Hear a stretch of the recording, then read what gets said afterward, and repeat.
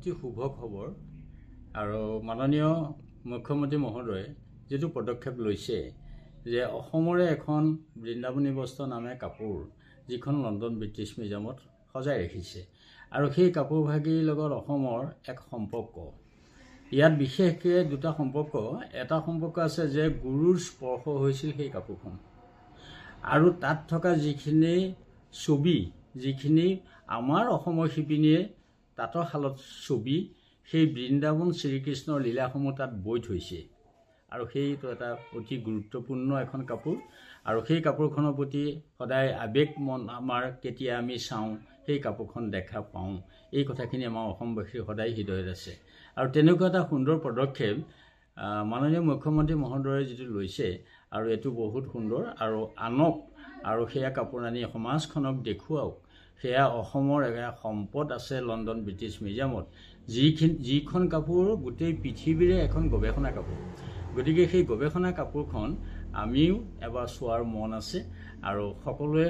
আগ্ৰহেৰে বাট চাই আছে আৰু ভাল পদক্ষেপ লৈছে আমি সেইফালৰ পৰা মুখ্যমন্ত্ৰী মহোদয়লৈ আমাৰ আন্তৰিক শ্ৰদ্ধা আৰু আমাৰ সেই যেটো তেখেতৰ প্ৰতি থকা যেটো আন্তৰিকতা সেই আন্তৰিকতা আমি জনাইছোঁ শ্ৰদ্ধা জনাইছোঁ অভিনন্দন জনাইছোঁ আৰু তেখেতে সেই বস্ত্ৰভাগে নি অসমৰ ৰাইজক দেখুৱাওক আৰু আমাৰ শিপিনীসকলে বহু কথা গম পাব সেই যিখন আমাৰ হাতে শালে বোৱা সূতা কটা আৰু প্ৰাকৃতিক ৰঙৰ সংযোগেৰে সূতাত সেইখনি কাপোৰ নিৰ্মাণ কৰাটো অতি ডাঙৰ কথা আৰু যিখন কাপোৰ অসমৰ শিপিনীয়ে কৰিলে গতিকে আমি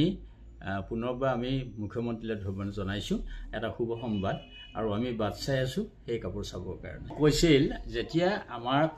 এখন প্ৰদৰ্শনী লণ্ডন ব্ৰিটিছ মিউজিয়ামত আমাক দায়িত্ব দিলে ৰিচাৰ্ড ব্লাটন কিউৰেটৰ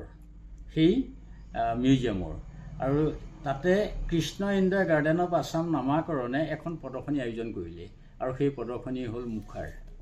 প্ৰথমখন বিদেশত মুখাৰ প্ৰদৰ্শনী হ'ব এই বৃন্দাবনী বস্ত্ৰৰ কাষত আৰু তেতিয়া আমি সুধিছিলোঁ যে আমাক কাপোৰখন চাবৰ মন যায় গতিকে কাপোৰখন কেনেধৰণে আমি দেখা পাম তেতিয়া তেখেতেও কৈছিল 16 চনৰ কথা যে এই কাপোৰখন চৰকাৰে যদি আমাক জনায় তেতিয়া আমি আনি কাপোৰখন ইয়াত দেখুৱাব পাৰিম এই শব্দটো ৰিচাৰ্ড ব্লাটন আমাক কৈছিলে আৰু সেই কথাটো মনত আছে আমাৰ এটো 16 চনৰ কথা আৰু সেইখনেই হ'ল বৃন্দাবনী বস্ত্ৰ আৰু যিখনৰ লগত আমাৰ অসমৰ এক বিশেষ মুখা শিল্প প্ৰদৰ্শিত হ'ল আৰু সেই প্ৰদৰ্শনী হোৱা মুখা শিল্প এতিয়া তাত সংৰক্ষণ এই সৌভাগ্যও আমাৰ ঘটিছিল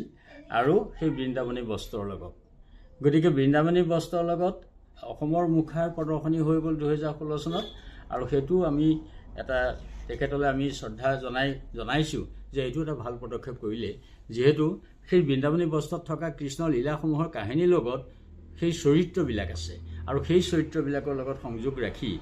মুখাৰে প্ৰথমখন প্ৰদৰ্শনী বিদেশত সেয়া 2016 চনত হৈ গ'ল আৰু তেখেতৰ মুখেদি আমি সেই বাৰ্তাটো পাইছিলোঁ যদি চৰকাৰে ইয়াত সহযোগিতা কৰে লণ্ডন ব্ৰিটিছ মিউজিয়ামৰ লগত এইটো সম্ভৱ হ'ব এই কাপোৰখন ইয়াত দেখুওৱাটো গতিকে এতিয়াও সেই আহি আজি 16 চনৰ পৰা এই কিমান দিন পাৰ হ'ল গতিকে আহি এতিয়া এই চৰকাৰে যি পদক্ষেপ লৈছে আমি চৰকাৰক প্ৰশংসা জনাইছোঁ আৰু লগতে মুখ্যমন্ত্ৰী মহোদয়ক আমি কৃতজ্ঞতা জনাইছোঁ যে অসমবাসী সেই মনৰ আবেগ সেই আনি দেখুওৱা যিটো মন লৈছে আৰু সেই মনটোৰ আমি শলাগ লৈছোঁ আৰু আমি তেখেতলৈ শ্ৰদ্ধা জনাইছোঁ